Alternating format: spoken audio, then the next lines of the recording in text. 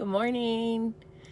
Okay, it's Tuesday and it finally feels like I'm back on a normal schedule. Christmas break was awesome. I'm sure it was for you too, but like I had no clue what day it was, what date it was. So it kind of feels good to be back. The kids are back in school.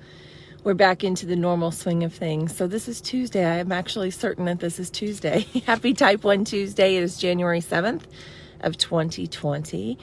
And I wanted to, so for a little bit here, I'm going to do, right before Christmas, before the holidays started, I made a post on Facebook and I asked Type 1 parents or grandparents or families what they wish people knew about Type 1.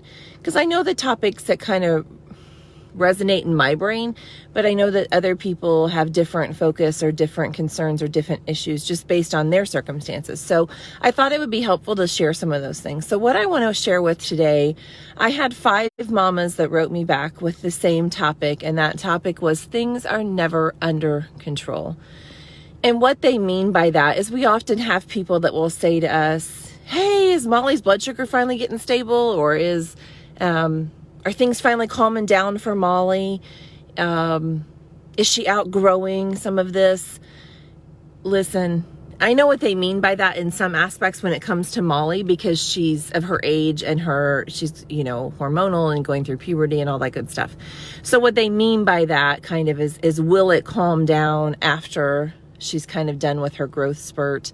And the truth of it is Type 1 really never calms down. So it's never really under control. It's never really better. It's never really fixed. It's never really stable.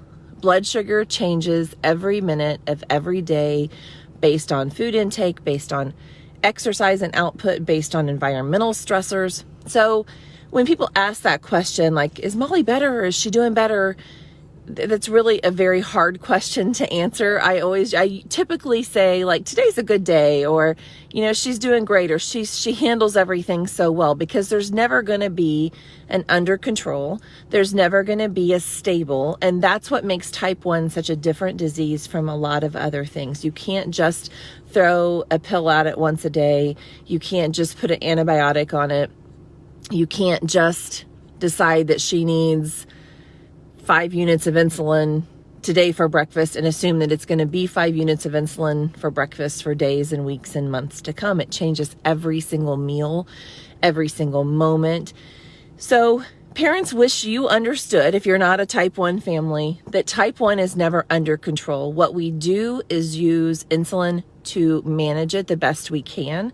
And that is why we come on here, and that's why we advocate for a cure.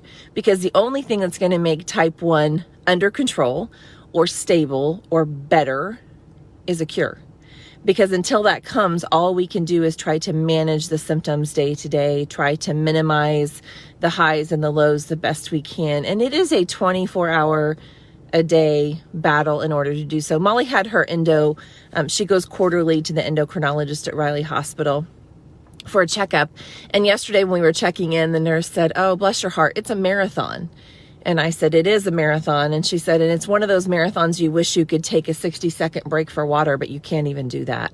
That's about the fairest assessment I can think of for Type 1. Believe it or not, used to be a runner. I've run 12 marathons, and I can tell you the grueling task of a marathon. And I would equate that to the task of trying to maintain and manage Type 1 diabetes. And the difference is, in a marathon, every 2 or 3 miles, you get a 15-second break to chug a glass of water. And in diabetes, you can't even do that. I mean, it is a constant. The second you let your guard down is when that under control changes. The only way to keep it under control is to just have constant monitoring and do your best you can to manage it. So that's Type 1 Tuesday for today. I think parents want you to know that, because we appreciate people asking, how is it better today, or are things going better for Molly? We appreciate those questions because we know they come with the right kind of a heart, but it's almost an insulting question to us because it makes it seem like there's something we can do that all of a sudden is going to make it okay, or all of a sudden going to make it easier. And we wish so much that was the case, but that's just not the case. So somebody asked me, somebody asked me one time, then what should I ask you, like, to check on Molly? And I always say, you could say, how's Molly doing today? Or is Molly having a good day today? Or did you get rest last night? Just some more specific questions rather than just a general, is Molly under control? Because it's never going to be under control until there's a cure. So that's why I come on here. Please fight with me, fight with us until type 1 is type none. Because on that day when there's a cure, it will be under control for the final time, and we'll never have to think about it or try to manage it or maintain it again. And that's our goal, and that's why we come on here and advocate.